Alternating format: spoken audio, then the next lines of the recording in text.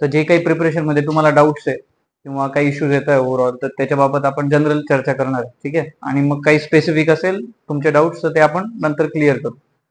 तर 738 रँक आलाय आणि जीएस मध्ये 767 स्कोर आलाय. ठीक आहे, इंटरव्ह्यू मध्ये आपल्याला थोडे कमी आले 165, अदरवाईज आपण एक चांगला रँक काढला असता. तर ओव्हरऑल स्कोर सांगायचा मुद्दा हाच की आपल्याला इंटरव्ह्यूवर डिपेंड नाही राहायचं.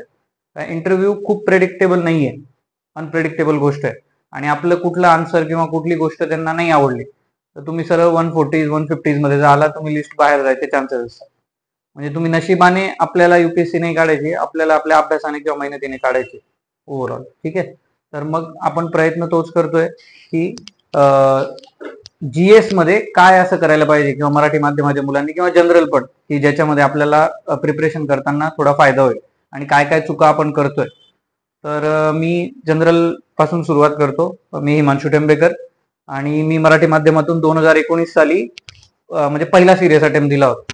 तेव्हा मराठी माध्यम कोणी घेतलं नव्हतं आणि म्हणजे माझा सिनियर वगैरे कोणी नव्हता, पण मला करायचं होतं कारण मराठीसाठी मला असं वाटायचं की आपण खूप मराठी करतो पण आपण त्याच्यासाठी काहीच करत नाही, म्हणून आपण निदान युपीएससी प्रिपरेशन तरी मराठीतून करू शकत होतो. कारण माझं बॅकग्राऊंड इंजिनिअरिंग आहे, मी मेकॅनिकल इंजिनिअरिंग केलं होतं मुंबई युनिव्हर्सिटीतनं 2014 साली. त्याच्यानंतर 3 वर्ष जॉब केला आणि 1-1.5 वर्ष स्टार्टअप केला. मग वाटलं की थोडं आपण जे असं एम साठी जॉब सोडलाय तो एम आपला थोडा मागे राहतोय आणि आपल्याला तो परस्यू करावा लागेल, म्हणून मग युपीएससी कडे फुल टाइम ठरवलं की आपल्याला वळावं लागेल. आणि मी ठाण्याला म्हणजे मुंबईला होतो, मुंबई सोडलं पुण्याला आलो आणि त्याच्यानंतर सिॲकला सिलेक्शन झालं, स्टेट इन्स्टिट्यूट ऑफ ऍडमिनिस्ट्रेटिव्ह करिअरला. मग तिथे काय झालं की आमचं कोरोना सुरू झाला आणि मग त्याच्यानंतर सगळे आपापल्या घरी गेले. तर पुढचं जे प्रीचं प्रिपरेशन होतं ते सगळं घरीच केलं. मग आता प्रीचं प्रिपरेशन कराय आधी काय करत होतो, तर जेव्हा प्रीचं प्रिपरेशन सुरू केलं होतं तेव्हा टार्गेट होतं की 5 आपल्या रिव्हिजन पडल्या पाहिजे. ठीक आहे, 5 रिव्हिजनचं हे टार्गेट होतं की आम्हाला कोणीतरी सांगितलं होतं की बाबा रिव्हिजन खूप कराव्या लागतात, तर त्या करणं आवश्यक आहे. आपण काय करतोय सध्या की रिडिंगवर जास्त भर देतोय रादर दॅन रिव्हिजन, आणि जे क्वेश्चन पेपर पण आपण सोडवतो तर आपण जे रॉंग गोष्टी आहेत तर त्या रॉंग गोष्टी आपण फक्त अभ्यास करतो, आपल्या ज्या काही राईट गोष्टी आल्या त्या आपण अभ्यास नाही करत. पण आपले बऱ्याच वेळेस तुक्के लागलेले असतात. आपल्याला समजा 2 स्टेटमेंट माहिती आहे, 4 स्टेटमेंट आपल्याला दिले, त्याच्यापैकी 2 माहिती आहे आणि 2 नाही माहिती आहे. ठीक आहे, तर आता 2 जे माहिती आहे ते आपले फिक्स आहे की ठीक आहे आपले 50-50 चान्सेस बनले. याच्यापैकी तुम्ही तुक्का लावून म्हटलं की एक राईट आहे एक रॉंग आहे आणि तसंच तुम्ही लिहिलं, तो क्वेश्चन बरोबर आला, तो पर्टिक्युलर क्वेश्चन. मग आपण काय करतो की हा क्वेश्चन बरोबर आल्यामुळे हा पूर्ण हे स्किप करतो आणि पुढच्या क्वेश्चनच्या रिव्हिजनकडे जातो. पण मग त्याच्यामुळे काय होतं की समजा जे स्टेटमेंट ह्यावेळेस आपलं सुटलेलं आहे अभ्यासाचं, त्या स्टेटमेंटवरनं पुढे जर 4 काही स्टेटमेंट बनून आले किंवा त्याच्याशी रिलेटेड जे काही स्टेटमेंट आले तर मग आपल्याला काहीच करता येत नाही. मग ह्या गोष्टी आपल्याला तुम्हाला बेसिकली पहिले तर टाळायचं आहे. आपण आधी प्रिलिम्स बद्दल बोलू कारण प्रिलिम्स खूप जवळ आहे आणि त्याच्यानंतर मेन्स बद्दल बोलू. ठीक आहे, तर प्रिलिम्स तुम्हाला माहिती आहे आता स्कोर किती खाली येतोय जीएसचा. 75 जनरलचं मेरिट लागलंय आणि ईडब्ल्यूएसचं 68, अजून त्याच्या खाली बरेच मेरिट गेलेले आणि तरी होत नाहीये. याचं कारण काय आहे तर सीसॅट. ठीक आहे, सीसॅट मध्ये माझी खूप प्रोफिशियन्सी असं काही नाहीये. मी स्वतः 68 पॉईंट समथिंगने सीसॅट क्लिअर केलाय, कारण यावेळेसचा पेपर खरंच टफ होता आणि मलाही असं वाटत होतं मोस्टली सीसॅट क्लिअर होईल का नाही, पण तो म्हणजे असं म्हणावं लागेल की कौलच होता आणि मग आता आपण क्लिअर झालं. तर सीसॅट मध्येही जो इश्यूज येत आहे सध्या की ज्या काही गोष्टी आपल्याला कराव्या लागत आहे किंवा आपण ज्या करत नाहीये, आणि सीसॅट कडे दुर्लक्ष करण्याचं कारण काय आहे, कारण आपण मोस्टली इंजिनिअरिंग बॅकग्राऊंडचे बरेच जण आणि आपल्या डोक्यात तेच असतं की इंजिनिअरिंग बॅकग्राऊंडचे असल्यामुळे आपण इझिली सीसॅट करू. कारण मी स्वतःही तसंच केलंय. मी काय खूप तयारी नव्हती केली. याच्या आधीचे 3-4 अटेम्प्ट जे झाले त्याला सीसॅटला 100+ मार्क्स होते आणि तेव्हा असं वाटत होतं की सीसॅट आरामात होतं आपलं, मग याच्यासाठी स्पेशल एफर्ट्स टाकायची काही गरज नाही. जो 5th अटेम्प्ट झाला म्हणजे ज्या अटेम्प्टला मी प्री क्लिअर झालो त्यावेळेस पण साधारणतः 110 मार्क्स सीसॅट मध्ये होते. त्याच्यामुळे म्हटलं की ठीक आहे आपला सीसॅट काही इश्यू येत नाहीये, त्याच्यामुळे स्पेशल अभ्यास करण्याची गरज नाही. सीसॅटचं मी कधीच काही सोडवलं नाहीये कारण माझा फोकस बेसिकली कॉम्प्रिहेन्शनवर असायचा. माझं मॅथ्स काय खूप जास्त चांगलं नाही आणि मला कंटाळा येतो मॅथ्स सोडवायला, त्याच्यामुळे कॉम्प्रिहेन्शन माझा बेस होता आणि तोच मी कायम ठेवला.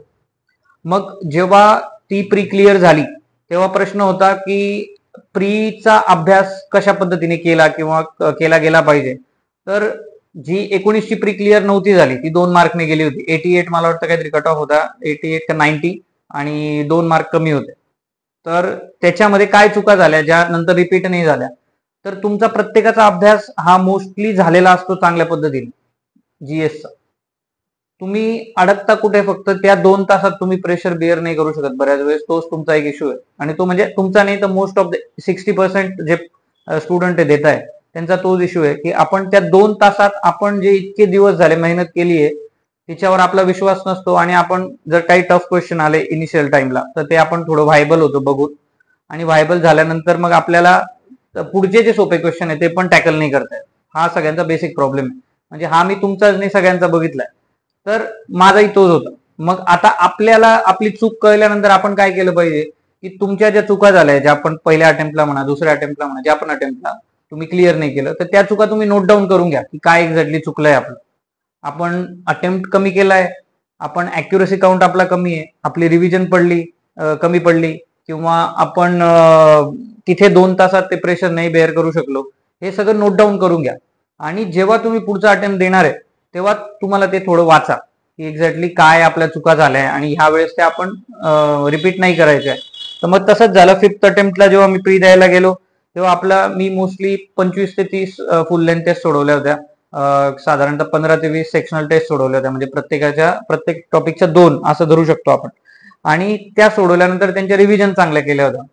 मग आता प्रश्न फक्त त्या 2 तासाचा होता की त्या 2 तासात साधारणतः तुम्ही कसं परफॉर्म करता, याच्यावर तुमचं पूर्ण पुढचं जे 1 वर्ष आहे ते तुम्ही मेन्सचे प्रिपरेशन करत घालवणार आहे, किंवा परत तुम्ही म्हणजे प्री न निघाल्यामुळे परत फर्स्ट्रेट होऊन परत मेन्सकडे वळणार आहे, या सगळ्या गोष्टींकडे जातो.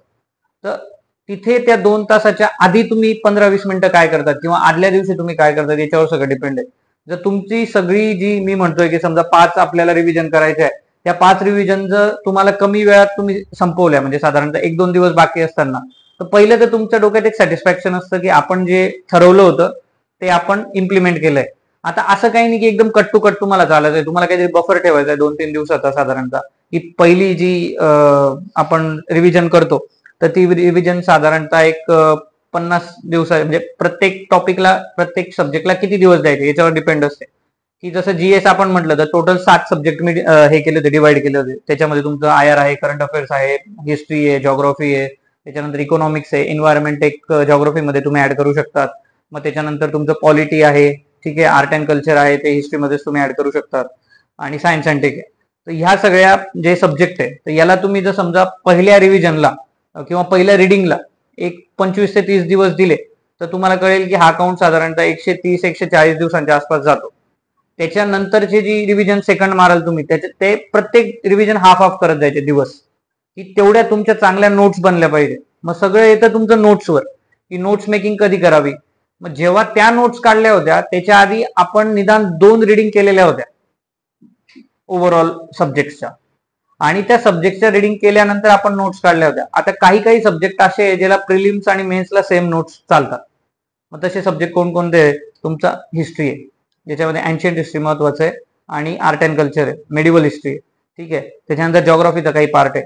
तर हे असे टॉपिक आहे किंवा हे असे सब्जेक्ट आहे जे फॅक्च्युअल विचारले जातात. तुम्ही जर मेन्सचे पेपर बघितले तर तुम्हाला कळेल की फॅक्च्युअल ह्या गोष्टी विचारल्या गेल्या आहे, की अरबी किंवा फारसी रायटर्सनी काय काय कॉन्ट्रीब्युशन दिलंय, इंडियन सोसायटी कशी एक्सप्लेन केली आहे, तर ह्या सगळ्या गोष्टी फॅक्च्युअल विचारल्या जातात. मग ह्या फॅक्च्युअल गोष्टी तुम्ही कन्सेप्च्युअल समजून काय उपयोग नाही, तुम्ही तिथे नावं लिहिणं आवश्यक आहे, आणि नावं लिहिल्यानंतर तुम्हाला ओव्हरऑल तिथे त्यांचं काम माहीत पाहिजे, ठीक आहे. थोडक्यात, जास्ती मोठ्या प्रमाणात नाही, थोडक्यात त्यांचं काम माहीत पाहिजे.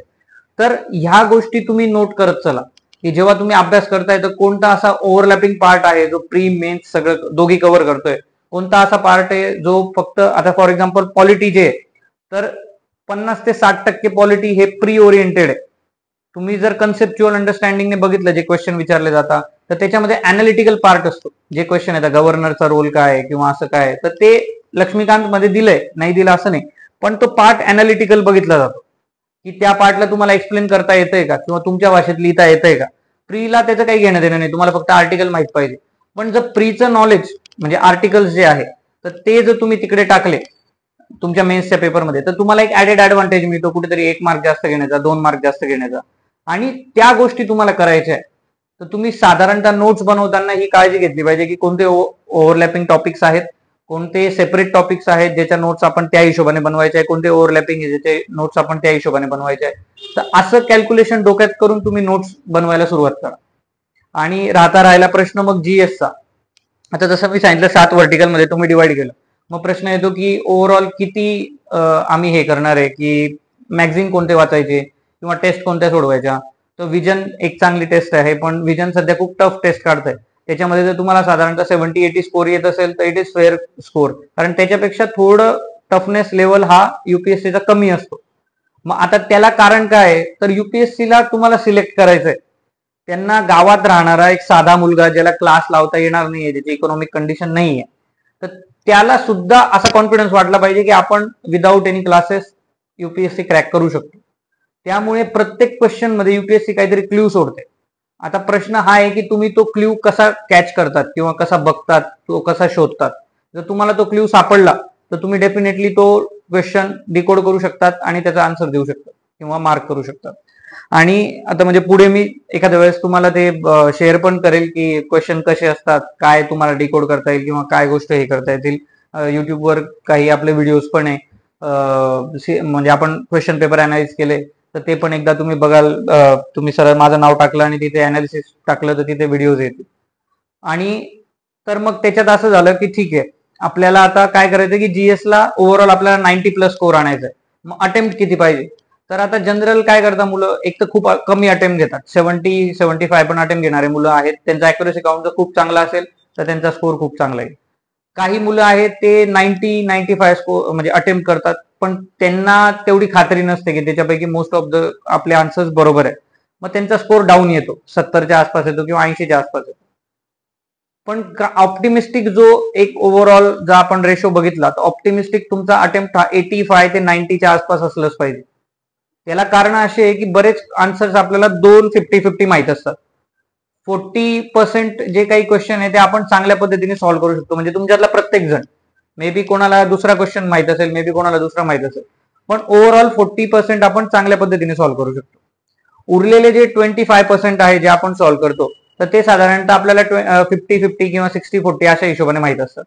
आणि त्याच्या पलीकडचे जे 25% जे आपल्याला सॉल्व्ह करायचे, तर त्याच्यात प्रॉब्लेम हा असतो की आपल्याला आणि इतरांनाही ते मोस्टली 70-30 अशा हिशोबाने माहित असतात की 70% इन्फो आपल्याला माहित नाहीये, 30% आपल्याला माहिती, 1 किंवा 2 स्टेटमेंट आपल्याला माहिती आहे, बाकीचं आपल्याला काहीच माहित नाही. मग तिथे तुम्हाला लॉजिक लावावं लागतं आणि ते जे 25 क्वेश्चन आहे ना तेच तुम्हाला थ्रू करतील. आणि त्याच्यासाठीच आपल्याला तयारी करायची, कारण पॉलिटीमध्ये सिंपल क्वेश्चन विचारले तर प्रत्येक जण आन्सर देणार आहे. त्याच्यामुळे जर समजा तुमचे 35-40 बरोबर येत असतील तर तुम्ही आता नॉर्मल ऍव्हरेज क्राऊड बरोबर आहे, तुमचे जर त्याच्यावरती बरोबर येत असतील, म्हणजे हे मी तुम्हाला जनरल ऍव्हरेज जे तुम्ही टेस्ट देतात त्याचं सांगतो. एखादी टेस्ट कमी जास्त झाली त्याच्याने काही फरक नाही पडणार. 160-170 घेणारे मुलं प्री क्लिअर नाही झाले तर तो काही एवढा मोठा विषय नाहीये. मार्क्स हा फक्त एक नंबर आहे. तुम्हाला एक्सपिरियन्स किती येतो त्या टेस्ट देऊन हे महत्वाचं आहे. टाइम मॅनेजमेंट म्हणा, त्याच्यानंतर राऊंड, आपण मी म्हणतो नेहमी की राऊंड खेळणे, फर्स्ट, सेकंड, थर्ड, तर ते तुम्ही कशा पद्धतीने टाइम मॅनेजमेंट करतात. मग त्याच्यानंतर जे काही टफ क्वेश्चन आहे ते कसे टॅकल करतात, सोपे क्वेश्चन कसे टॅकल करतात, काही सिली मिस्टेक करतात का, हे चेक करण्यासाठी टेस्ट द्यायचे आहे. बाकी कशासाठीही आपल्याला टेस्ट द्यायचा नाही. ठीक आहे, जास्ती टेस्टचा लोड घ्यायचा नाही, पण एक ऑप्टिमम स्कोर तुमचा आला पाहिजे. म्हणजे साधारणतः तुम्ही जर अॅक्युरेसी काउंट मोजायला गेले तर अॅक्युरेसी काउंट साधारणतः 55 ते 60% आपला असलाच पाहिजे. अदरवाईज काय होईल की तुम्हाला ते अपील म्हणजे तेवढं मार्क्स ऑप्टेन करता येणार नाही, जे एक थ्रेशोल्डच्या आसपास. ठीक आहे, तर हा एक प्रिलिमचा हे झाला. आता दुसरा भाग की रिसोर्सेस काय काय वापरायचे. तर प्रिलिमसाठी रिसोर्सेस ऑलमोस्ट सगळ्यांना माहिती आहे, पण मी फक्त एकदा तुम्हाला सांगतो की पॉलिटीसाठी एम लक्ष्मीकांतच्या बाहेर काहीच येत नाही. पण एम लक्ष्मीकांत वाचताना तुमच्या कन्सेप्च्युअल क्लिअरिटीवर सुद्धा आता क्वेश्चन येत आहे की जर इलेक्शन आहे तर हा कोणता राईट आहे, किंवा जर राईट टू फ्रीडम म्हणजे फ्रीडम ऑफ स्पीच आहे तर हा कोणता राईट आहे, हा ऍब्सोल्यूट आहे का, मग त्याचा अर्थ काय. तर असे 1-2 क्वेश्चन कन्सेप्च्युअल अंडरस्टँडिंगचे तुम्हाला दिसतील की पॅटर्न मध्ये विचारले गेले कंटिन्युअसली प्रत्येक पेपरमध्ये. तर असेच क्वेश्चन सध्या वाढायची शक्यता आहे की तुमचं कन्सेप्च्युअल अंडरस्टँडिंग समजून घेण्यासाठी किंवा तुम्हाला ते उद्युक्त करण्यासाठी की अजून वाचायचंय तुम्हाला असे क्वेश्चन टॅकल करणं आवश्यक आहे. तर एम लक्ष्मीकांत आहे. दुसरं आहे मॉडर्न हिस्ट्री, तर स्पेक्ट्रम आहे, पण स्पेक्ट्रम खूप जास्त आता मोठं झालंय. तुम्ही जर बघितलं तर तेवढं ते वाचायचंय का, तर तेवढं काही वाचायची गरज नाही स्पेक्ट्रम एवढ्या मोठ्या प्रमाणात. पण तुम्हाला थीम्स क्लिअर कराव्या लागतील स्वतःच्या डोक्यात, की थीम्स काय काय आहेत ज्या आपल्याला टॅकल करायच्या आहे. म्हणजे गांधी मुवमेंट मधल्या काही मुवमेंट्स आहेत तर त्या आपल्याला त्याच्या नोट्स रेडी करून ठेवायच्या आहेत. त्याच्यानंतर मग तुम्ही जर बघितलं तर 1857च्या मागचा पुढचा जो 20-20 वर्षाचा काळ आहे, तर त्यावेळेस कोणकोणत्या चळवळी झाल्या तर तो एक आहे. त्याच्यानंतर एक सोशलिस्ट चळवळींवर एखादा क्वेश्चन किंवा शेतकरी चळवळींवर एखादा क्वेश्चन, ती बघा मुवमेंट काय आहे, असे क्वेश्चन विचारले गेले मागे. त्याच्यानंतर ज्या तुमच्या म्हणजे संस्थानं होते त्याच्याशी रिलेटेड एखाद 2 क्वेश्चन विचारले गेले. महाराष्ट्राच्या समाज सुधारकांवर त्यांचा स्पेशल भर आहे गेले 3-4 वर्ष बघितलं तर मग ओव्हरऑल तुम्ही त्या पद्धतीने ह्या गोष्टी म्हणजे वाचताना हे लक्ष देऊन वाचा, की जे आपण एमपीएससी ला सुद्धा, आता MPSC UPSC syllabus almost same झालाय, तर आपण जे वाचतोय तर ह्या गोष्टी आपल्याला क्लिक झाल्या पाहिजे, की ह्या समाज सुधारकाबद्दल किंवा म्हणजे आता वेलणकरांबद्दल विचारलं गेलं होतं, टिळकांबद्दल आहे, महात्मा फुलेंबद्दल विचारलं गेलंय, ठीक आहे. अजून दलित चळवळींबद्दल एक क्वेश्चन दरवर्षी असतो. तर ह्या नोट्स तुमच्या रेडी पाहिजे, कारण या तुम्हाला दोघी ठिकाणी कामास येतील, ठीक आहे. तर अशा हिशोबाने तुम्ही तुमच्या नोट्स रेडी ठेवा. मग मॉडर्न हिस्ट्रीला तुमचं स्पेक्ट्रम वापरलं, ठीक आहे, काही हरकत नाही. मराठीमध्ये प्रिपरेशन करताय, ग्रोवर अँड ग्रोवर किंवा बेलेकर वगैरे जे पुस्तक आहे ते वाचले, नो प्रॉब्लेम. त्याच्यानंतर मग तुमचं आलं इकॉनॉमी. इकॉनॉमीला तुम्ही श्रीराम आय एस वाचू शकतात. मृणालचं बरेच जण विचारतात की मृणालचं वापरायचं का नाही, तर मृणालचं थोडं लेंदी आहे. जर तुम्हाला ते बेरेबल असेल 900 पानं वाचणं किंवा त्याचे एवढे व्हिडिओ बघणं, तर definitely you can go for it, there is no way out. पण जर नसेल, तुम्हाला फक्त वाचनावर भर द्यायचा आहे, तर तुम्ही श्रीराम वाचा, ठीक आहे, किंवा मराठीचा एखादा कोळंबे वगैरे ते सुद्धा कन्सेप्च्युअल अंडरस्टँडिंग साठी वाचू शकता, ठीक आहे. पण फक्त एवढंच आहे की इकॉनॉमीमध्ये तुम्हाला करंट अफेअर्स बेस्ड स्टडी करावं लागणार. जे करंट अफेअर्स मध्ये सुद्धा काही पर्टिक्युलर जर टॉपिक असतील तर त्याचे तुम्हाला नोट्स रेडी करून ते इकॉनॉमीच्या सेक्शनमध्ये ऍड करायचे. म्हणजे वेगवेगळे जे काही अकाउंट्स आहे किंवा फंड्स आहेत, तर फंड्सचे प्रकार, फंड्स ऑफ फंड्स काय असतात, ठीक आहे, अल्टरनेट इन्व्हेस्टमेंट फंड काय असतात. त्याच्यानंतर मग आरबीआयचे काय काय रोल्स आहेत, मग आरबीआयचे म्हणजे आरबीआयला बँक ऑफ बँक का म्हणतात, लास्ट रिसॉर्ट ऑफ डेबिटर का म्हणतात, अशा बेसिक गोष्टी तुम्हाला माहित पाहिजे आणि या तुम्हाला बेसिक पुस्तकात मिळतील. पण जे करंट मध्ये टॉपिक चालले त्याचे तुम्हाला रिडिंग करणं खूप आवश्यक आहे. जसं फॉर एक्झाम्पल आता एक आज विजनची टेस्ट झाली, त्याच्यामध्ये एक क्वेश्चन होता की जे फॉरेन प्लेयर्स आहेत तर त्यांचं पेमेंट सिस्टीम अलाउड आहे का नाही भारतामध्ये, तो काहीतरी क्वेश्चन होता. तर असे क्वेश्चनला तुम्हाला करंट अफेअर्स तुमचं पॅक म्हणजे एकदम व्यवस्थित पाहिजे, की एनपीसीआयएल काढली आहे तर ती कोण तिला गव्हर्न करतंय, कोणत्या ऍक्टनुसार गव्हर्न होते, ठीक आहे. किंवा अजून काही फॉरेस्ट ऍक्ट असतील तर फॉरेस्ट ऍक्टवर क्वेश्चन आहे, तर त्याच्यासाठी तुम्ही शंकर आय एस वापरा, फॉरेस्ट किंवा एन्व्हायरमेंटसाठी बेसिकली. आपल्या जॉग्राफीसाठी तुम्ही एनसीआरटी आणि पीएमएफ आय एसच्या नोट्स आहेत तर त्या सुद्धा गो थ्रू करू शकतात. जॉग्राफी त्याच्यात ह्या दोघी मिळून पूर्ण कव्हर होईल, एन्व्हायरमेंट आणि हे. पोल्युटंटवर एक क्वेश्चन दरवर्षी असतो, तर पोल्युटंटच्या तुम्ही नोट्स रेडी ठेवा. त्याच्यानंतर समजा सायकल्स असतात वेगवेगळ्या, फॉस्फरस सायकल आहे, सिलिका सायकल आहे, तर त्या सायकलचं कार्बन सायकल आहे, त्या सायकल सगळ्या वाचून ठेवा. नायट्रोजन सायकल आहे, तर याच्यावर एक एक क्वेश्चन दरवर्षी येतोय, तर ते वाचून ठेवा. एंडेंजर्ड स्पीसीसवर येतोय. आता याचा अर्थ असं नाही की तुम्ही सगळ्या एंडेंजर्ड स्पीसीस तुमच्या तोंडपाठ पाहिजे, काही गरज नाही. पण तुम्हाला ऍटलिस्ट त्या पक्षाचं किंवा प्राण्याचं नाव वाचल्यानंतर कळलं पाहिजे की हा प्राणी आहे, पक्षी आहे, का रेप्टाईल आहे, का अँफिबियन आहे, का बेडूक आहे, जे पण आहे.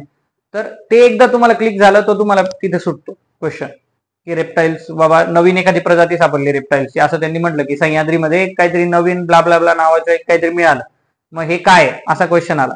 तर सह्याद्रीमध्ये सध्या बर्ड्स तर नवीन मिळणार नाही, ठीक आहे. त्याच्यानंतर दुसरं म्हणजे मॅमल्स नवीन मिळणार नाही. एकच शक्यता आहे ती म्हणजे रेप्टाईल्स किंवा किडे, म्हणजे तुमचं एंटोमॉलॉजीमध्ये इन्सेक्ट. तर ह्या 2 गोष्टी. इन्सेक्टचं एवढं बारीक विचारत नाही, कारण डेली म्हणजे वर्षातनं खूप जास्त इन्सेक्टचा एक फावना आपल्याकडे ऍड होत जातो. तर जास्ती विचारतात ते म्हणजे रेप्टाईल्स आणि अँफिबियन्स, ठीक आहे. रेप्टाईल्स पण आता साऊथ मध्ये खूप कमी नवीन स्पेसिस मिळतील, पण नॉर्थ ईस्ट मध्ये मिळत राहतात. तर राहिला प्रश्न मग अँफिबियन्स. तर अशा पद्धतीने तुम्ही एलिमिनेट करायला शिकलं पाहिजे. तेवढं तुमचं डोकं चाललं पाहिजे त्या मोमेंटला. आणि हे तेव्हा शक्य होईल जेव्हा तुमचं माइंड काम असेल, आणि माइंड काम तेव्हाच असेल जेव्हा तुमचा व्यवस्थित प्रिपरेशन झाल्याचा तुम्हाला कॉन्फिडन्स असेल, किंवा त्यावेळेला तुम्ही व्हायबल होणार नाही, ठीक आहे. मग त्याच्यानंतर इकॉनॉमी झालं, पॉलिटी झालं. आर्ट अँड कल्चरसाठी नितीन सिंघानिया वापरायची काही गरज नाहीये, खूप जास्त बल्की झालंय नितीन सिंघानिया. तुम्ही आर्ट अँड कल्चरचे PYQ केले तर तुम्हाला साधारणतः थीम्स दिसतील. थीम्स मध्ये कृष्णदेवराय आहे, गुप्ता पिरियड आहे, त्याच्यानंतर मौर्यन एम्पायर आहे, ठीक आहे, मौर्यन आर्किटेक्चर त्याच्यामध्ये येतं, त्याच्यानंतर लिटरेचर येतं, जैन बुद्ध आहे त्याच्यामधलं पण लिटरेचर वगैरे येतं, किंवा काही पर्टिक्युलर तुमचे हे येतात फिलॉसॉफीज येतात तर त्या आहे. त्याच्यानंतर वेदाचा जो पिरियड आहे वैदिक काल तर तो आहे. त्याच्यानंतर न्यूमेझमॅटिक आहे, म्हणजे न्यूमेझमॅटिक स्टडीज आहे, म्हणजे जे कॉइनेजवर जो स्टडी चालतो तर त्या स्टडीवर क्वेश्चन विचारले गेले तर तो पण एक पार्ट आहे. त्याच्यानंतर पॉटरीवर क्वेश्चन आहे, नर्दर्न ब्लॅक पॉलिश वेअर कुठे मिळालाय, कोणत्या काळात मिळालाय, मग रेड ऑर्चे कुठे मिळालाय, कोणत्या काळात मिळालाय, असे क्वेश्चन विचारले गेले. तर अशा नोट्स रेडी ठेवा की रेड ब्लॅक म्हणजे पॉटरीचा एक शॉर्ट हेडिंग टाका, ह्या काळात ही पॉटरी, या काळात ही पॉटरी, या काळात ही पॉटरी, म्हणजे खूप मेजर. आता काही काही ओव्हरलॅप होतील, काही इश्यू नाही, पण जे ओव्हरलॅप नाही होणार ते तुम्हाला तिथे नोट करून ठेवायचे. की न्यूमेझमॅटिक मध्ये आपले जर आता समजा मौर्य आहे तर मौर्यांच्या कॉइन्सचं काय वैशिष्ट्य होतं तर त्याच्यावर नैसर्गिक काही चिन्ह असायचे, झाडं आहेत किंवा काही पक्षी आहेत, अशा गोष्टी आहे. गुप्तामध्ये तुम्ही गेले, समुद्रगुप्तच्या वेळेस वीणा वाजवणारी सरस्वती आहे, स्वतः समुद्रगुप्त असायचा त्याच्यावर. तर मग अशा गोष्टी नोट करून ठेवा जेणेकरून तुम्हाला त्या यूज होतील एलिमिनेशनला किंवा लॉजिक लावायला आर्ट अँड कल्चरमध्ये. त्याच्यानंतर काही डान्सचे टाइप्स आहेत तर ते थोडे कॉम्प्लेक्स होऊन जातात, कारण डान्सचे टाइप्स आपल्याकडे इतके खूप जास्त आहे. पण बेसिक काही त्याच्यामध्ये काय असतं की 2 डान्सचे टाइप असे असतात जे ऑल इंडिया लेवलला माहिती आहे, आणि बाकीचे 1-2 असे असतात जे कोणालाच माहित नाहीये, जे कुठेतरी कान्याकोपऱ्यात आहे, पण आपण कधीतरी वाचलंय तर वाचलंय, नाही वाचलं तर डोक्यातून निघून गेलं. ठीक आहे, तर अशा क्वेश्चनला तुम्ही जर स्टक झाले तर सगळे स्टक होत आहे. पहिला मुद्दा तर हा आहे. डोक्यातनं हा न्यूनगंड काढून टाका की आपल्याला नाही येत म्हणजे बाकीच्यांना येत असेल आणि आपल्याला इथे मार्क कमी येतील, असं काहीच नाही. तुम्हाला नाही येत म्हणजे भरपूर जण तिथे अडकलेले. फक्त क्वेश्चन आता हाच आहे की तुम्ही तुमचा लॉजिक किंवा तुमचा कस तिथे लावणार आहात की नाही, याच्यावर सगळं गणित येऊन थांबतं. ठीक आहे, त्याच्यानंतर मग पॉलिटी झाला, इकॉनॉमी झाला, मॉडर्न हिस्ट्री आपण केला, आर्ट अँड कल्चर तुम्हाला सांगितलं की एनसीआरटी आणि जे पीवायक्यू आहे त्याचं तुम्ही अनालिसिस करा. पीवायक्यूचं अनालिसिस पण आपण कसं करतो की पीवायक्यूच्या फक्त टॉपिक बघून घेतो तेच वाचतो, पण पीवायक्यूचे ऑप्शन्स सुद्धा एक्सप्लोर करायला शिका. जेव्हा तुम्ही ऑप्शन्स एक्सप्लोर करणार तेव्हा तुम्हाला नवीन टॉपिक ओपन होतील. की आता जर त्यांनी सांगितलंय की गार्गी मैत्री या म्हणजे कोण होते असा काहीतरी क्वेश्चन आहे, तर वुमन स्कॉलर होते, त्याच्यात तुम्ही पुढे जाऊन एक स्टेप वाचा की गार्गी मैत्रीने काय लिहिलंय किंवा काय त्यांनी कॉन्ट्रीब्युट केलंय. तुम्ही जेव्हा असं वाचणार तेव्हा पुढच्या वेळेस जेव्हा एखादं त्यांच्या पुस्तकाचं नाव येईल आणि विचारेल की हे कोणी लिहिलंय, तेव्हा तुम्हाला आठवेल की हा एक वुमन स्कॉलरने लिहिलंय. नाही तुम्हाला आठवणार तिचं नाव, पण तुम्हाला वुमन स्कॉलर आठवेल, आणि वुमन स्कॉलर वरून त्याच्यामध्ये खात्रीला एक सांगतो की 2-3 जे स्कॉलर असतील ते मेल असतील आणि ते तुम्ही एलिमिनेट करू शकाल. अशा पद्धतीच्या नोट्स तुम्ही बनवा जेव्हा पण तुम्ही नोट्स बनवणार किंवा जेव्हा पण पीवायक्यू अनालिसिस करणार. पीवायक्यू अनालिसिसला थोडा जास्त वेळ द्या. आता सध्या तर म्हणजे 1.5-1 महिना बाकी, तर त्याच्यात तुम्ही सगळं सरसकट पीवायक्यू अनालिसिस करणं तर शक्य नाहीये, पण जर ग्रुप स्टडी करताय तर मग तू ग्रुप स्टडीमध्ये डिवाइड करून घ्या की तू हे कर, तू हे कर, तू हे कर, आणि त्या हिशोबाने मग तुम्हाला मदत होईल एक एक टॉपिक वेळेवर कव्हर करायचं. ठीक आहे, मग राहिला प्रश्न सायन्स अँड टेकचा. तर सायन्स अँड टेक मध्ये काही बेसिक गोष्टी आहे त्या तुम्हाला रीड करायच्या बेसिक सायन्सच्या, आणि त्याच्यानंतर मग तुम्हाला जायचंय करंट अफेअर्सवर. करंट अफेअर्सवर पण सायन्स अँड टेकचा एकदम शॉर्ट डाटा आहे, म्हणजे एकदम शॉर्ट कव्हरेज आहे. त्याच्यामध्ये तुमच्या न्यू टेक्नॉलॉजीज आहेत, त्याच्यामध्ये तुमच्या काही ज्या मॅग्नेटिक लेव्ह वगैरे मॅग्नेलेव्ह ह्या सगळ्या टेक्नॉलॉजीज आहेत. त्याच्यानंतर जे काही प्रोजेक्ट चालले वेगवेगळ्या देशांचे, नासाचे झाले, इस्रोचे झाले, त्याच्यावरचे क्वेश्चन येतात. त्याच्यानंतर ज्या आपण काही सॅटेलाइट वरती पाठवतोय तर त्या सॅटेलाइटच्या वर्किंगवर क्वेश्चन येतात. जर समजा पर्टिक्युलर सॅटेलाइटचं काही फंक्शन आहे तर ते फंक्शन परफॉर्म करताय बघ का नाही ते सॅटेलाइट, तर त्याच्यावर क्वेश्चन येतात. तर ह्या गोष्टी नोट करून ठेवा जे तुम्ही डेली वाचताय त्याच्यामध्ये. जसं मी म्हटलं स्पेसिस एखादी नवीन मिळाली तर तिच्यावर क्वेश्चन आहे, तोही सायन्समध्ये पकडला जाईल, एन्व्हायरमेंटमध्ये पकडला जाईल. ठीक आहे, तर अशा पद्धतीच्या नोट्स रेडी ठेवा. तुम्हाला काय एकदम बेसिक जसं एमपीएससी ला विचारतात तसं सायन्स मध्ये विचारत नाही, युपीएससीच्या तुम्हाला ऍप्लिकेशन ओरिएंटेड विचारतात. तर ते ऍप्लिकेशन ओरिएंटेडच्या बेसिक संज्ञा सगळ्या बघून ठेवा. पल्सर काय असतात, त्याच्यानंतर वेगवेगळे रडार कोणकोणते गेले. ठीक आहे, म्हणजे ऍडव्हान्स काही इक्विपमेंट्स पाठवले त्यांचे फंक्शन बघा. काही टर्मिनॉलॉजीज आहे त्या रीड करून ठेवा, स्पेसच्या म्हणा किंवा अजून कसल्या म्हणा. ब्ल्यू शिफ्ट काय, रेड शिफ्ट काय, बेसिक पासून थोडं जा. जेव्हा सायन्स अँड टेक रीड करताय, जेव्हा अंतराळात आपण जातो तर बेसिक जा. ब्लॅक होल काय, पॉइंट ऑफ हॉरिझॉन काय, तर ह्या सगळ्या गोष्टी तुम्हाला माहित पाहिजे. आणि जर त्या माहित असल्या तर तुम्हाला मग एखादा लॉजिकल क्वेश्चन सोडवता येईल जो इतरांना नाही सोडवता येणार, आणि तुम्हाला ऍडव्हान्टेज मिळेल. ठीक आहे, हे झालं. त्याच्यानंतर आयआर तुम्ही करंटच्या माध्यमातून करू शकतात. त्याच्यामध्ये तुम्ही बेसिक थोडं वाचा आयआरचं, आणि त्याच्यानंतर करंट त्याच्यामध्ये ऍड करा. विजनचे magazine monthly definitely you can go for vision monthly magazine. पण फक्त एवढंच आहे की खूप जास्त त्याच्यात वेळ घालवू नका. जर सुन्या वाचत असाल तर खूप जास्त वेळ घालवू नका, कारण सुन्या आता दिवसेंदिवस बल्की होत चाललाय. रिलिव्हंट आहे, नाही असं नाही, पण सिलेक्टेड रिडिंग करा. जे पण रीड कराल त्याची सिलेक्टेड रिडिंग करा. तुम्ही सिलेक्टेड रिडिंग केलं तर तुम्हाला कळेल की ठीक आहे, तुम्ही व्यवस्थित रीड करू शकता. आणि त्याच्यानंतर मग तुम्हाला ह्या काही असे जे ऍब्रप्ट क्वेश्चन असतील ते टॅकल करायला मदत होईल, रादर दॅन म्हणजे facing a difficulty to solve them. कारण तुम्हाला कॉन्फिडन्स बुस्टर क्वेश्चन पाहिजे असतात. जेव्हा तुम्ही पेपर उघडतात तेव्हा जर तुम्हाला पहिले काही क्वेश्चन्स कळले नाही तर तुम्ही तिथेच डाऊन होतात. तर तो एक मेजर इश्यू आहे, आणि तो तुम्ही टाळायचा असेल तर तुम्ही मेडिटेशन वगैरे यासाठी थोडंफार 10-15 मिनिटं दिवसातनं करा. आणि पेपरच्या दिवशी स्पेशली पेपर सुरू व्हायच्या आधी स्वतःला कॉन्फिडन्स देण्यासाठी 5 मिनिटं डोळे बंद करून बसा. भले कोणाला वाटू द्या तुम्ही झोपले नाही झोपले, त्याच्याशी काही घेणं देणं नाही. आपण 5 मिनिटं मेडिटेशन करून बसा.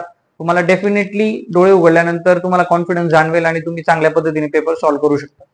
ठीक आहे, हे झालं प्रिलिम्स. आता सीसॅटचं जर बघायला गेलं तर सीसॅटला प्रॅक्टिस शिवाय काही ऑप्शन नाही. मग प्रॅक्टिस कोणत्या याची करायची तर पीवायक्यूचीच करा. सीसॅट दिवसेंदिवस टफ होत चाललाय, कारण मेन जीएस मध्ये ते व्हेरिएशन नाही देऊ शकत जास्त काही. एक ते ऑप्शन्सचं व्हेरिएशन दिलं, अदरवाईज ते काही व्हेरिएशन नाही. त्याच्यामुळे मग सीसॅटच्या हिशोबाने जर तुम्हाला करायचं असेल तर पीवायक्यू सॉल्व्ह करा. सीसॅटचे सगळे पीवायक्यू एक एक एक एक एक एक टप्प्याटप्प्याने सॉल्व्ह करा. परमिटेशन कॉम्बिनेशनवर तुम्ही बघताय 25 ते 30 क्वेश्चन आहे, म्हणजे खूप मुलांना सॉल्व्ह नाही करता येते. कोणी काही म्हणो की खूप टफ आहे वगैरे वगैरे, पण जर तुम्ही व्यवस्थित केलं तर तुम्ही सॉल्व्ह करू शकता. तो बाकीच्यांना काय वाटतं याच्याकडे काही लक्ष देऊ नका. ठीक आहे, हे झालं जीएसचं म्हणजे प्रिलिम्सचं, की जीएस1 आणि सीसॅट. आता याच्यामध्ये कोणाला काही डाऊट आहे तर आपण डाऊट घेऊ, नाही मग आपण मेन्सच्या याच्याकडे वळू. नाही कोणाला डाऊट?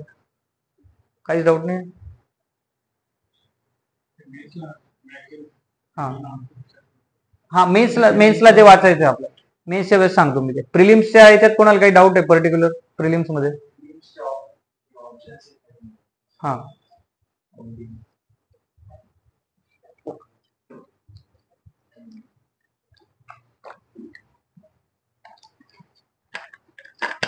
हा, तर प्रिलिम्सचे जे ऑप्शन्स येतात ओनली 1, ओनली 2, ओनली 3 किंवा ऑल 4 आर करेक्ट, रॉंग वगैरे वगैरे, तर मी काय ट्रिक यूज केली होती की ऍटलिस्ट 2 ऑप्शन हे करेक्ट असतात असं मी डोक्यात ठेवलं. जर ऑल ऑप्शन रॉंग असतील किंवा ऑल ऑप्शन करेक्टही असू शकतात, तर जर ते माहिती आपल्याला तरच ते रिस्क घ्या. जर नाही माहिती तर मी एक असं हे करायचो की मी जर नसेल रीड केलं तर मग नसेलच, आणि मग 2 ऑप्शन एलिमिनेट करायचं. कारण प्रत्येक वेळेस काय करायचं की तुम्ही रिव्हर्स एक हे करा, इंजिनिअरिंग करा. जेव्हा रिव्हर्स तुम्ही ते क्वेश्चन बघणार ना, त्याच्यात तुम्हाला काही ना काही क्ल्यू दिसेल. मागच्या वेळेस आता तो जो मी प्री क्लिअर झालो होतं त्याच्यामध्ये होतं की ते एक चेस कॉम्पिटिशन झाली बाबा, वर्ल्ड चेस चॅम्पियनशिप, आणि त्याच्यामध्ये ही ट्रॉफी वुमन होती, ही ट्रॉफी मेल होती, बरोबर, मेनसाठी होती. मग तेव्हा मी ते रिव्हर्स करून बघितलं. तसंच करून बघा. आता बानेरगट्टा नॅशनल पार्क कुठे आहे? कर्नाटकमध्ये. ते तुम्हाला कदाचित एमपीला दिलं असेल. बानरगट्टावरून तरी तुम्हाला लक्षात येईल की काहीतरी बाबा नाव असं साऊथ इंडियन वाटतंय, तर आपण साऊथ मध्ये याला टाकू शकतो का? मग साऊथच्या समोर जे नाव आहे ते आपण एमपी मध्ये टाकू शकतोय का? असा तुम्हाला विचार करावा लागेल. जसं मागच्या वेळेस ते स्क्वेरलचा क्वेश्चन आला होता, तर स्क्वेरलचा क्वेश्चन असा होता की तो लॉजिकने सुटत होता. की जर तुम्ही स्क्वेरल पाहिली असेल तर जनरली रोडंट्सचं एक प्रॉपर्टी असते की ते लपवून ठेवता. प्रश्न होता की ते जमिनीत लपवता का झाडात लपवता, हा होता. तर काही स्क्वेरल झाडात लपवता, काही जमिनीत लपवता. जेव्हा सम हा क्वेश्चन येतो की some can do that, some can do that, तर तेव्हा तो जनरली राईट असतो स्टेटमेंट. तर तुम्हाला असं एक लॉजिक डेव्हलप करावं लागेल हे या प्रकारचे स्टेटमेंट सोडवताना. की जर तुम्ही आता तो एक क्वेश्चन बघितलं की some reptiles are like something, असं काहीतरी होता एक क्वेश्चन, की some amphibians do that, some amphibians are poisonous, some reptiles go on tree वगैरे वगैरे. तर असाच एक क्वेश्चन आज पण मला वाटतं व्हिजनला विचारला होता त्यांनी, की सम मॅमल्स असं काहीतरी मॅन्सुपेल आहे नाहीये. तर ह्यामध्ये सम जेव्हा येतं तेव्हा त्यांची इच्छा असते की सम म्हणजे मोस्टली आहेच. एखाद दोन तर असे एक्सेप्शन्स असतात की काही एग लेईंग मॅमल्स आहे, काही जे मॅमल्स आहे ते डायरेक्ट मुलांना जन्म देतात आणि त्यांच्या पाऊचमध्ये ठेवतात, जे कांगारू, मला ते नाव नाही आठवते आता त्याला काय म्हणतात. तर अशा पद्धतीचे स्टेटमेंट येतात. हा, मरुसेल असंच काहीतरी, मार्सुपियल. हा, तर मार्सुपियल्स. तर असे स्टेटमेंट जेव्हा येतील तर तेव्हा तुम्हाला या बेसिक गोष्टी माहित पाहिजे की काही आहेत, त्यांनी असंच म्हटलं असतं ऑल, ओनली, हे स्टेटमेंट मोस्टली रॉंग असतात. एक्स्ट्रीमली किंवा खूप स्ट्रॉंग स्टेटमेंट जर असतील तर ते जनरली रॉंग असतं. आता तो ट्रेंड गेला की जर चारही तुम्ही, तो सायन्सचा एक ट्रेंड होता ना की जर 4 ऑप्शन्स दिले आणि त्याच्यामध्ये जर दिलंय तर ते ऑल करेक्ट, ते त्यांनी पलटवलं. कारण त्यांनाही माहिती की तुम्ही एक प्री डिफाईन नोशन घेऊन प्री द्यायला येत आहे. तुम्ही ते प्री डिफाईन नोशन काढून टाका, डोक्यातनं काढा की आपल्याला पेपर माहिती आहे किंवा प्रेडिक्ट होतो. तुम्ही साध्या एका स्टुडंट प्रमाणे पेपर द्यायला जा आणि त्याच्यानंतर ट्राय करा की तुम्हाला ते टॅकल होतंय का नाही. तसं जर केलं तर मग तुम्हाला तो पेपर सॉल्व्ह करता येईल. 2 प्रकारचे प्रीडिफाईन नोशन घेऊन आपण जातो. एक म्हणजे की पेपर टफ येणार आहे, त्याच्यामध्ये काहीतरी मोठा झोल होणार आहे, आणि दुसरं म्हणजे की क्वेश्चन अशा पद्धतीचे येतील आणि असे स्टेटमेंट असतील तर ते बरोबरच असतील. तर हे दोघी बायसनेस डोक्यातनं काढून टाका पेपर सोडवताना. आणि आता जर म्हणजे विजन सोडवायचा प्रॉब्लेम काय होतो की विजन मध्ये एक पॅटर्न असतो. म्हणजे माझ्याकडे एक असाही मित्र आहे जो कधीच प्रिलिम्सचे टेस्ट देत नाही आणि कायम प्रिलिम्सला 115 120 मार्क्स काढतो. मग ते काढायचं कारण तेच आहे की त्याच्या डोक्यात काही अशा कन्सेप्ट घेऊन जात नाही तो, की जर पहिल्या ऑप्शनला ओनली 2 दिला असेल तर पहिलं बरोबरच असतं. मग त्याच्यामुळे काय होतं की तुमच्या माइंडला सवय होते, ते कंडिशनिंग होऊन जातं. आणि कंडिशनिंग झाल्यानंतर मग तुम्ही त्या पद्धतीनेच रिडिंग करायला लागतात. तुम्हाला ते स्टेटमेंट तसेच दिसायला लागतात. मग तुम्ही जबरदस्ती एखादी थेरी बनवतात क्वेश्चन किंवा ऑप्शन्स वाचून, की नाही नाही हे असं असेल, मग हे असं उलट. आता मी जसं तुम्हाला सांगितलं की ते क्वेश्चन उलट तुम्ही करून बघू शकता, तर ही दरवेळेस नाही लागू होणार. मग तुम्ही जर क्रिटिकल विचार करूनच गेले प्रत्येक गोष्टीचा, नाही की हे रिव्हर्सच केलं असेल, तर मग इश्यू येतो. तर असं करत जाऊ नका. शांत डोक्याने आणि क्लीन माइंडने जा आणि ह्याच दृष्टीने जा की युपीएससीला आपल्याला सिलेक्ट करायचंय. तर सिलेक्ट करायसाठी ते प्रत्येक क्वेश्चन मध्ये क्ल्यू देतात. तो क्ल्यू आपल्याला ओळखता येतोय का नाही येते. आता त्याच्यामध्ये दिलं होतं की आजच्या विजनच्या टेस्टमध्ये की जे काही पेमेंट सिस्टीम आहे याला परवानगी सेंट्रल गव्हर्नमेंट देतं असं लिहिलं होतं. पण ते आहे आरबीआयचं काम. सेंट्रल गव्हर्नमेंट का दिलं ते, तर मग तिथे तुम्ही लक्ष दिलं पाहिजे, त्याला तुम्ही राऊंड मारला पाहिजे. कोण देतं, का देतं, कधी दिली, ठीक आहे, कोणासाठी आहे ती पर्टिक्युलर स्कीम किंवा ती हे, त्याच्या जिम्मेदारी काय काय किंवा जबाबदारी काय काय आहेत, ह्या सगळ्याला राऊंड मारा. जेव्हा तुम्ही स्टेटमेंट वाचताय त्याला क्वेश्चन विचारा की डब्ल्यू चुकवलंय, म्हणजे जे डब्ल्यूचे क्वेश्चन आहे ते चुकवलंय का. हु, वेन, वेअर, हाऊ हे क्वेश्चन विचारा. तुम्हाला लगेच कळेल की ह्या स्टेटमेंटमध्ये गडबड आहे का नाही. आणि राऊंड खेळायचे का नाही हा प्रत्येकाचा वैयक्तिक भाग आहे. 2 राऊंड तर मी म्हणजे सांगतो जनरली की 2 राऊंड तर तुम्ही आरामात खेळू शकतात. पहिला राऊंड जर तुम्ही बघितला तर साधारणतः आपल्याला 55, 60, 65 पर्यंत आपण मार्क करतो. आणि सेकंड राऊंडला उरलेले 20, 25 जे पण आहे किंवा 20, आणि मग लास्ट राऊंडला जे आपल्याला वाटतं की बाबा हे मला गट फिलिंग आलंय की हा क्वेश्चन हा असू शकतो ऑप्शन, ते खेळा. म्हणजे आता सीसॅटला काय झालं होतं की सीसॅटला मी जनरली एमपीएससी सारखं कधीच करत नाही, गोळे गोळे मारून यायचे शेवटच्या 4-5ला. पण यावेळेस मी ते केलं. यावेळेस 71 ते 75 मी काय केलं की बी बी बी बी बी मारून आलो. ते सगळे बी चुकले. पण 75 ते 80 ला. पण काय झालं की 71 ते 75 मध्ये मी व्यवस्थित सॉल्व्ह केलेले काही क्वेश्चन होते. त्याच्यामध्ये 72वा क्वेश्चनचं बी आन्सर आलं होतं मला, ते मी बी मार्क केलं. तर 72च्या ऐवजी 74ला बी मार्क झालं आणि 72चं पण बी मार्क केलं नंतर. पण मग आता ते खोडता तर नाही येणार, आणि सुदैवाने ते आन्सर राईट आलं म्हणून तो सीसॅट आपला निघाला, नाही तर सीसॅट पण निघाला नसता. मग ती माझी चुकी होती की ते 5 मी रॉंग रॉंग रॉंग रॉंग म्हणजे बी बी बी बी करून आलो किंवा सी सी सी जे पण आहे. तर ते जर नसते केले तर सीसॅट आपला आरामात निघत होता. पण त्याच्यामुळे रिस्क क्रिएट झाली की बाबा सीसॅट निघतोच आहे, म्हणजे निघतोय का नाही निघत आहे. तर अशा चुका करू नका ज्या एमपीएससी मध्ये तुम्ही जनरली करतात. सीसॅट खूप केअरफुली सोडवा. सध्याचे जे पेपर आहेत ते पाहिल्यानंतर 55 अटेम्प्ट खूप जास्त अटेम्प्ट आहे, सेफ अटेम्प्ट आहे. मी याच्या आधी सगळ्यांना सांगायचो की 65 तरी अटेम्प्ट करून या. जर तुमच्याकडनं होत असेल तर डेफिनेटली करा. पण 55 जर अटेम्प्ट झाला असेल तर अट्टहास करू नका 50-55 ला की आपण 60-65 केलाच पाहिजे आणि मग आता शेवटचे 2 मिनिटं बाकी ते पेपर जमा करताय तेव्हा काहीतरी गोल करून येऊ, असं नका करू. ठीक आहे, 55-60 attempt is more than enough. GS मध्ये 80 वगैरे अटेम्प्ट हा मोर दॅन इनफ आहे. ऑप्शन्स चेक करताना जे मी सांगितलं की 1-2 ट्रिक वापरा, वरती खाली करून बघा किंवा त्याच्यामध्ये काही एक्स्ट्रीम वर्ड्स आहे का ते चेक करा. आणि जर नाहीच ते काही होते, एखादंच तुम्हाला स्टेटमेंट माहिती की हे राईट आहे किंवा एखादंच माहिती की हे रॉंग आहे, तर मग 50-50च्या रूलने चाला. मला वाटतं की त्याच्यामध्ये साधारणतः येऊन जातं. कारण काय होतंय की ह्या पेपरमध्ये कळत नाहीये की लॉजिक मुलांनी कोणत्या हिशोबाने लावलंय. त्याला पहिले 2 रॉंग वाटले असतील म्हणून त्याने ओनली 2 लिहिले, पण होते नेमके शेवटचे 2 रॉंग. असंही झालंय, माझ्यासोबतही झालंय की 3 ते सरोवरांचं एक एक्झाम्पल होतं मागच्या डॅम. त्या डॅम मध्ये मी वाचलं की विच आर करेक्ट, आणि मला एकच वाटत होतं, ती मी एकच लिहिलं. आणि त्याच्यामध्ये होतो विच आर रॉंग असा क्वेश्चन होता आणि ते तिघी रॉंग होते. मग तो आला राईट आन्सर, पण मग ते विचारलंच नव्हतं, विचारलं वेगळं होतं, ती सिली मिस्टेक होती, पण ती सिली मिस्टेक चांगली मिस्टेक झाली. तर ते करताना काळजी घ्या की जेव्हा सॉल्व्ह करतोय आपण तर आपण कॉशियसली वाचा. पेन जेव्हा हातात असतो ना, राईट रॉंगला गोळे करा मोठे मोठे. ठीक आहे, मोठे मोठे गोळे केल्यानंतर काय होतं की तुमच्या डोक्यात ते कायम राहतं की याने राईट विचारलंय, करेक्ट विचारलंय, नॉट करेक्ट विचारलंय, राईट विचारलंय, रॉंग विचारलंय, आणि मग त्याच्यानुसार तुम्ही सॉल्व्ह करतात गोष्टी. ठीक आहे. आता जीएस प्री बाबत कोणाला काही अडचण आहे अजून? मंथली मॅगझिन तुम्ही कोणत्याही एका इन्स्टिट्यूटचं वाचू शकता, असं काही नाही की पर्टिक्युलर इन्स्टिट्यूटचं वाचा. जे राऊज आहे, विजन आहे, फोरम आहे, कोणतेही एक इन्स्टिट्यूट ते वाचा.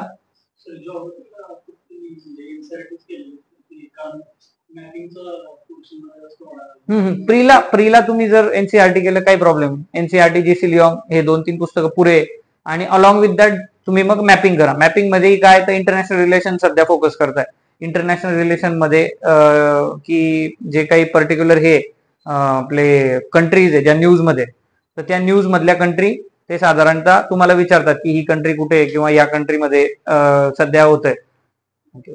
तर ह्या कंट्रीमध्ये काही जर चाललं असेल, रेफ्युजी कॅम्प आहे किंवा काही बॉम्बस्फोट चालले, तर ते विचारतात. आता युक्रेनवर सरळ सरळ क्वेश्चन होता, युक्रेनवर आहे, त्याच्यानंतर तुमचा सिरियावर क्वेश्चन पडलेला आहे, त्याच्यानंतर जे कॅस्पियन सी आहे त्याच्यावर क्वेश्चन पडलाय. तर ह्या असे हे मॅपिंगचे क्वेश्चन आहेत. मग हे तुम्हाला आयआर मध्ये करायचे करंट अफेअर्स करताना. ठीक आहे, तो 6वा पिलर आहे जो तुम्हाला करायचा आहे करंट अफेअर्स मधला. तर ह्या हिशोबाने अभ्यास करत राहा. त्याच्यानंतर नॅशनल पार्क्स आहे, त्यांच्या बाउंड्री, बायोस्फिअर रिझर्व्ह आहे, बायोस्फिअर रिझर्व्ह वर मागे 2-3 क्वेश्चन विचारले गेले ऑलरेडी. तर ते तयार करताना बायोस्फिअर रिझर्व्ह मध्ये कोणकोणत्या वाईल्ड लाईफ सेंच्युरी त्याचा एकदा अभ्यास करून घ्या. मधून नदी कोणती जाते ते एकदा बघून घ्या, म्हणजे ते जोड्या जुळवायला तुम्हाला कामास येतात. ठीक आहे. त्याच्यानंतर त्याची जी माउंटन पिक्स आहे त्या बायोस्फिअर रिझर्व्ह मधले ते कोणकोणते त्याच्यावर क्वेश्चन आहे. अशा हिशोबाने तयारी करताना एक होलिस्टिक नोट्स बनवा, rather than just going for simple notes. आणि तुम्हाला नसेल होत हे तर तुम्ही डिवाइड करून घ्यावं, कारण आपण म्हणजे ग्रुपने अभ्यास करतो, बरेच जण 1-2-3 जण तरी असतातच आपल्या ग्रुपमध्ये जे अभ्यास करताय. तर ते करताना नोट्स डिवाइड करून घ्या, प्रत्येकाची जबाबदारी डिवाइड करून द्या, आणि मग त्याच्यानंतर त्या हिशोबाने तुम्ही अभ्यास सुरू करा. ठीक आहे. अजून काही डाऊट्स कोणाला प्रीच्या बाबतीत स्पेसिफिकली?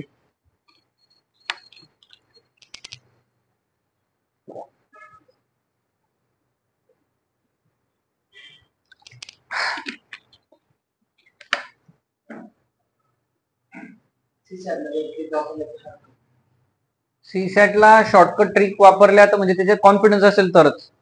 आहेत, नाही असं नाही, काही क्वेश्चन खूप सिम्पली पण सॉल्व्ह होतात, पण परमिटेशन कॉम्बिनेशन जर तेवढं स्ट्रॉंग असेल तर ठीक आहे.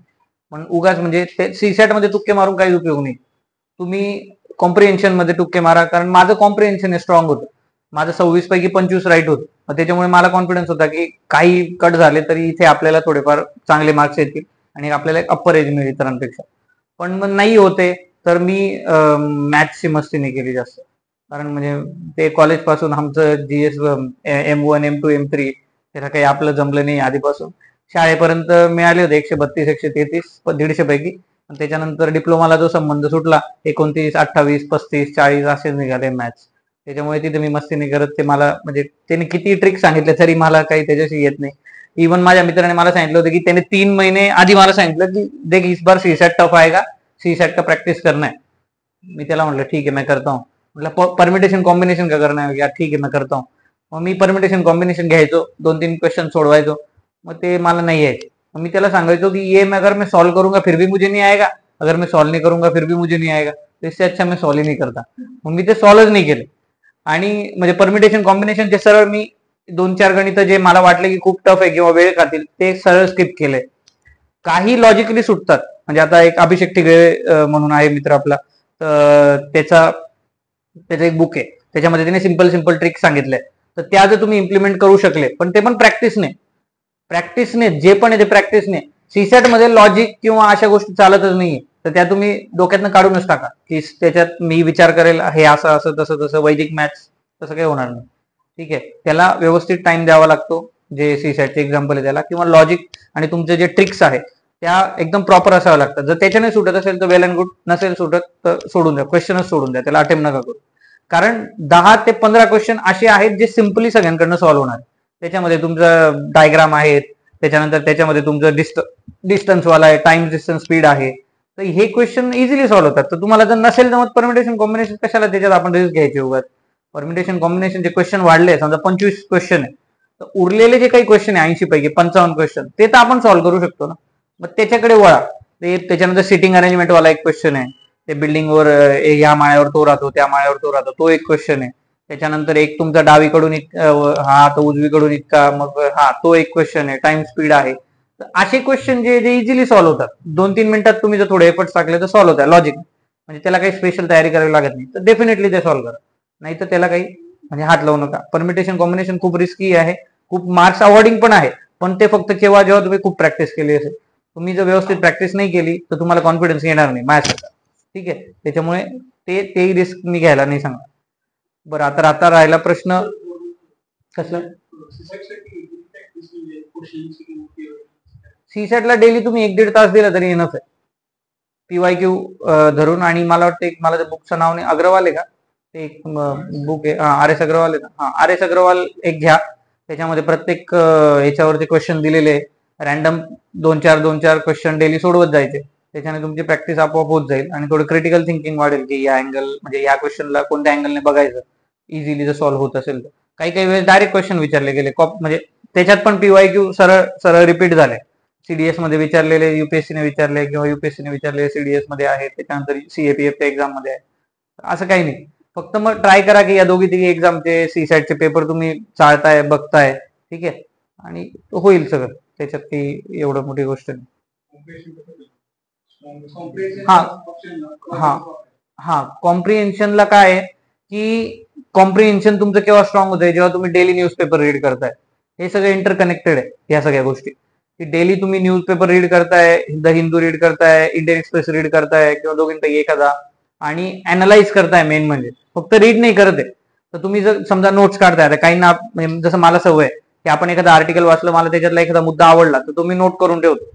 तुम्ही कदाचित मंथली मॅगझिन वाचतात, त्याच्यामुळे कधी कधी लोक नाही वाचत, पण ती वाचायची सवय खूप चांगली आहे. त्या वाचायच्या सवयीमुळे काय होतं, जेव्हा तुम्ही सीसॅटचा पेपर सॉल्व्ह करतात तेव्हा तुम्हाला कळेल की तुम्हाला खूप इज होतो रिडिंग करायला, आणि त्या रिडिंग केल्यानंतर मग तुम्हाला मदत होईल या सगळ्या गोष्टी टॅकल करायला, कॉम्प्रिहेन्सिव्ह वगैरे. ठीक आहे, तर त्याचे जे ऑप्शन्स आहेत, आता तो एक मुद्दा आहे. तर त्याच्यामध्ये तुम्ही जर बघितलं तर ऑप्शन्स त्याचे काही खूप हेवाया असतात, आणि त्या गोष्टी पॅसेजमध्ये नसतातच. तुम्ही आता काय होतं की बऱ्याच वेळेस आपण म्हणतो की एकदा पॅसेज वाचल्यानंतर मी परत पॅसेजकडे जात नाही, असं कधीच होत नाही.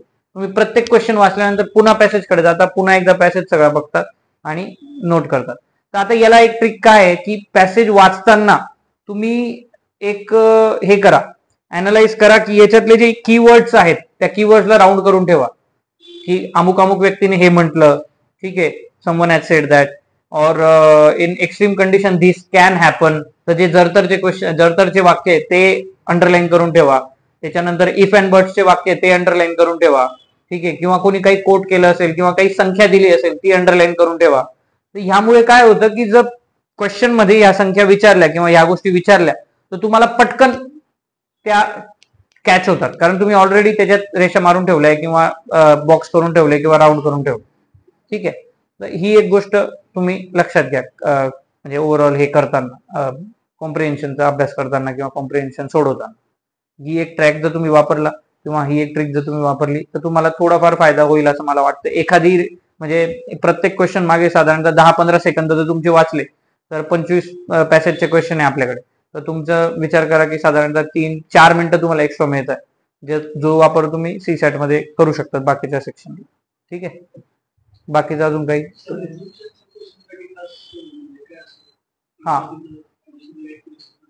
हा ऍझम्पशन साठी तुम्ही प्रॅक्टिस करणं महत्वाचं आहे. त्याचे पण काही हे फॉर्म्युलाज आहे ऍझम्पशन्सचे, की जर तुम्ही ते सम चेअर्स आर टेबल, सम टेबल्स आर अमुक, सम टेबल्स आर डमुक. ठीक आहे, तर ते सॉल्व्ह करताना जर त्याच्यामध्ये 2-3 कंडिशन्स निघतात, मग त्या 2 कंडिशन मध्ये कॉमन काय आहे ते बघून मग आन्सर येतं. तर त्याला प्रॅक्टिस हाच एक महत्वाचा मुद्दा आहे. प्रॅक्टिस शिवाय ते सुटणार. कारण ऍझम्पशन्सचे असे की प्रत्येक वेळेस काहीतरी वेगळे ऍझम्पशन्स आहे, म्हणजे ऑब्जेक्ट वेगळे घेत आहे. डॉग्स आहे, कॅट्स आहे, टेबल आहे, चेअर आहे. ठीक आहे, student, male student, female student, सब्जेक्टचे काही हे डॉक्टर, प्रोफेशन्स घेतात. तर हे पॅटर्न चेंज होतं फक्त, पण त्याचा कोर तोच राहतो. ए ए हे बी आहे, बी हे ए आणि सम ए आर बी असंच असतं. मग ते व्हेन डायग्राम मध्ये कसं कन्वर्ट करायचं ते तुम्हाला आलं पाहिजे. एकदा तुम्ही व्हेन डायग्राम मध्ये कन्वर्ट करायला शिकले की तुम्ही कोणताही तो क्वेश्चन सॉल्व्ह करू शकता ऍझम्पशन्सचा. ठीक आहे.